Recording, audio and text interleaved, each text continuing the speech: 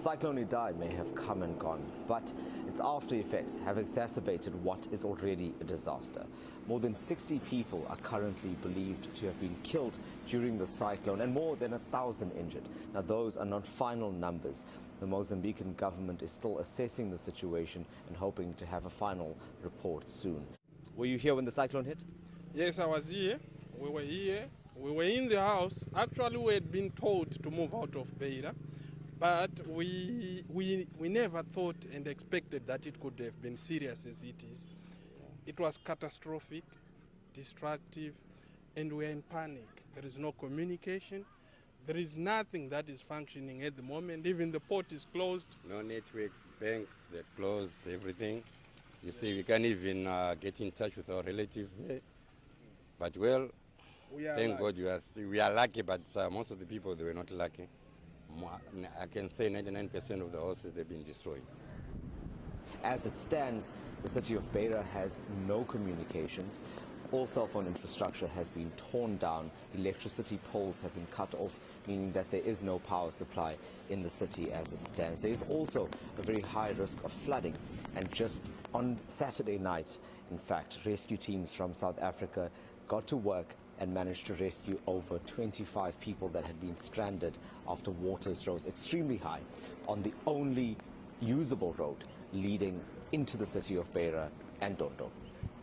That road has been split in two, creating a huge problem for those that are wanting to come in and out of the city or to offer any sort of assistance, including that of supplies.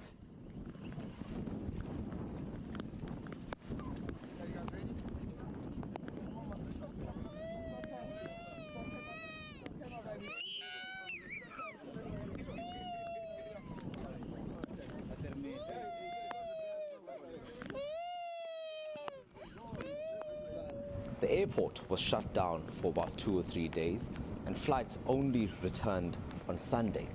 About 6 o'clock, 7 o'clock, roof started peeling off. It was all right then. We ended up coming down, staying in the workshop downstairs here. As you can see, our debris flying everywhere from the asbestos roof. Unfortunately, our aircraft got a bit destroyed because of it.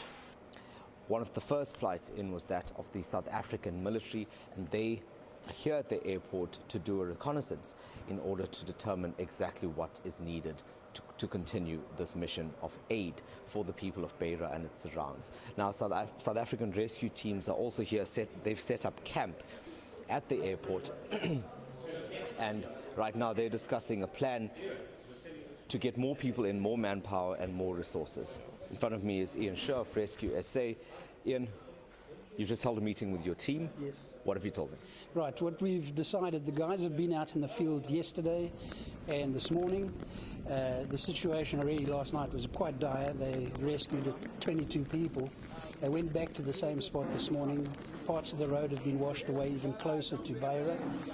The people that they thought was still going to be in the trees had been washed away during the course of the night. The water levels had risen by 3 or 4 meters.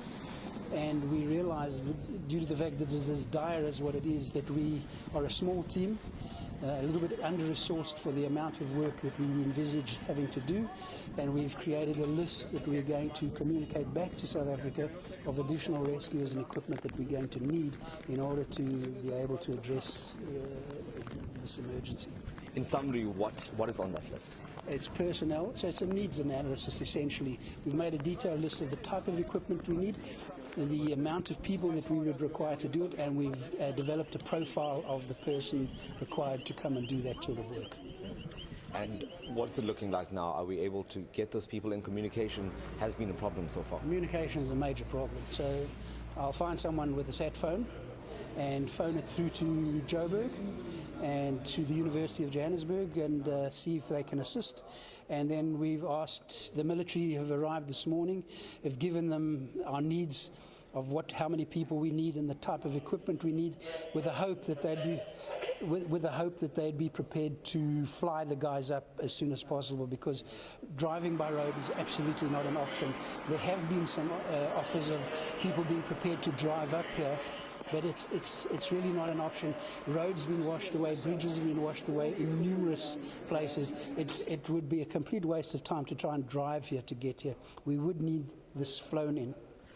Ian, until that happens, what is the team going to deal with now, the team that's already here, with the resources that you have? We'll continue working. We've got resources. We're interacting with the government and local emergency services, or as we know it in South Africa, NDMC, National Disaster Management, their equivalent. We're talking to them, telling them exactly what kind of support we need. We're trying to get that message across to them at the highest level. And then we just continue doing what we can do with what we have until extra hands arrive. Is your team at risk? It's dangerous work. You've taken footage. People will see it eventually because comms are really difficult even to send out visuals. It's extremely dangerous work. The guys were in the water.